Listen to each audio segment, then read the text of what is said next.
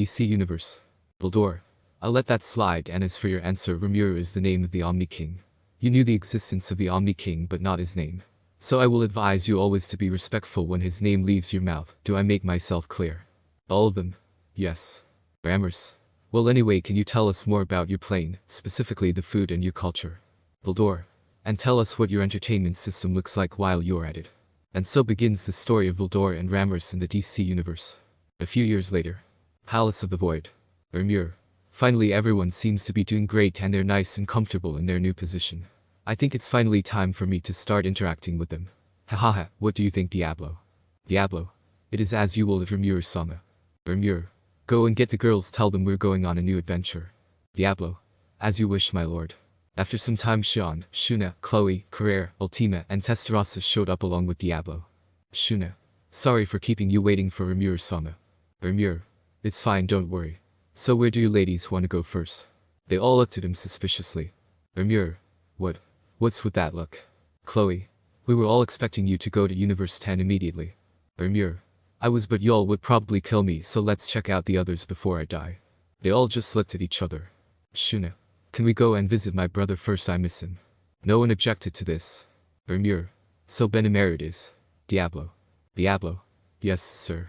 As they disappeared. Bleach Universe 6. Inside the Palace of the God of Creation and Destruction. In the dining hall were Benimaru, Hakaru, Cade, Mamaji, and Albus along. With their children Akira and Hondo. Akira and Hondo both resemble their father Benimaru. As they were eating and just having pleasant conversations with each other, all of a sudden. My, this looks lovely, I hope we're not intruding on your lovely meal.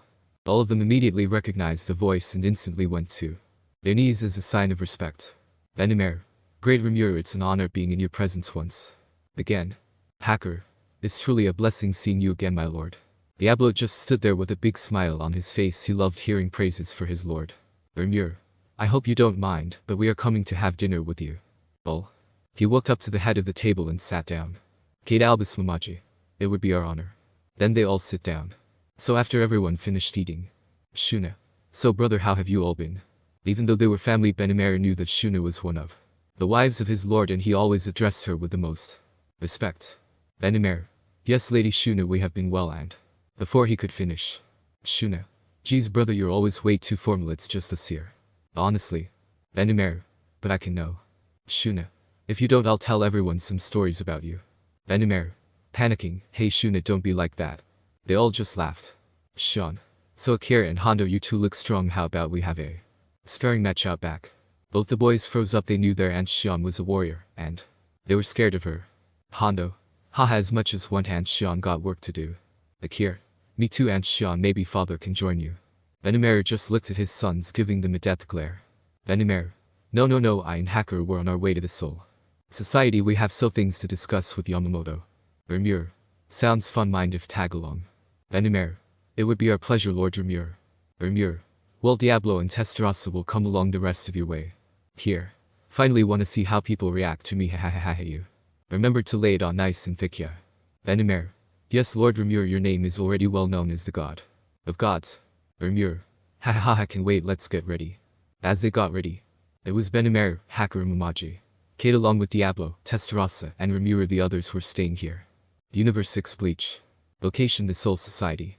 Inside the famous meeting room that we're all used to seeing stood the captains of the different squads facing each other. At the head seated was one man, was the head commander and captain of the following first squad, Yamamoto. The time frame is right after Aizen was defeated. 1st Division Shijikuni Yamamoto Genrosai. 2nd Sorfin. 3rd Rajuro Ator Bashi. 4th Retsu Inahana. 5th Shinji Hirako. 6th Byakuya Kachiki. 7th. Seijin Kamamar. 8th Shunsui Kairaki. 9th Kensei Muguruma. 10th Taoshiro Hitsugaya. 11th Kenpachi Zaraki. 12th Jushiro Yuki Take. Everyone was waiting with bated breath. Yamamoto. There's no easy way to say this, so I'll just go ahead and say it. The room remained silent. Yamamoto. The gods are on their way here for their meeting with me. I don't even need to stress how important it is that everyone be on their best behavior. You all remember what happened when we met them and how Aizen was destroyed like nothing. They all nodded their heads. The memory was far too fresh in their heads. Aizen, a foe that couldn't even scratch, was destroyed like nothing in one hit from the white-haired god of creation. Shinji. So when will they arrive? Yamamoto.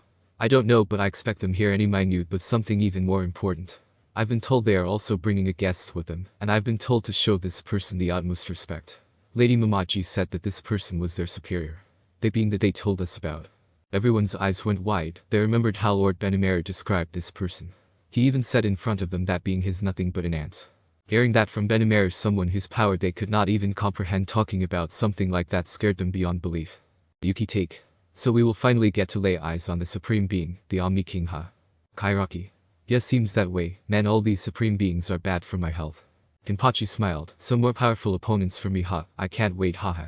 Kensei.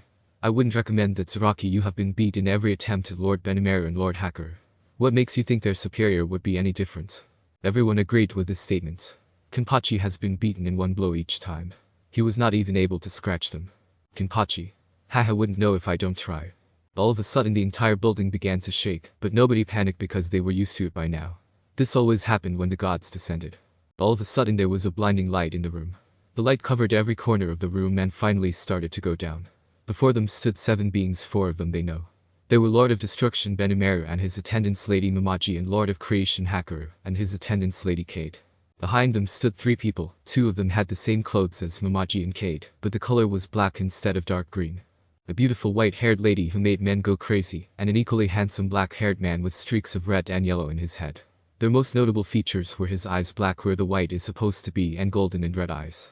In front of them stood an incredibly handsome man, some might even call him beautiful, with blue hair, and a black suit that looked like no light could shine on it.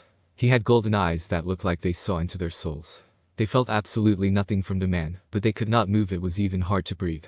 The man had this sky blue aura around him that radiated power. When they got to their senses, they all bowed on one knee. All of them. Our lords. Benimaru. Everyone, allow me to introduce to you the creator of all that is, was, and will be His Majesty the Omni King Lord Rimuru Tempest. Yamamoto was the only one who spoke up. Yamamoto. Thank you for allowing us to be in your presence, my lord. This is our greatest honor to lay eyes upon your greatness. Rimuru. Thanks for the warm welcome. You all may stand up, there is no need to keep bowing.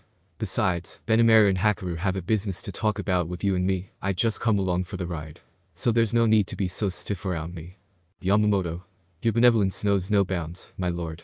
As they all got up. All of a sudden Rimuru went to the head of the office and pulled out a small table with 2 seats. Diablo walked over to pour out the tea. Rimuru. Please ignore me, I'm just enjoying my tea. Feel free to continue your meeting. Tessarasa walked over and put a plate with cookies down in front of her lord. Rimuru. Tess, why don't you join me please? Tessarasa. It would be my pleasure, Lord Rimuru. Rimuru. So Beni, what's the meeting about? Everyone just stayed quiet. Benimaru.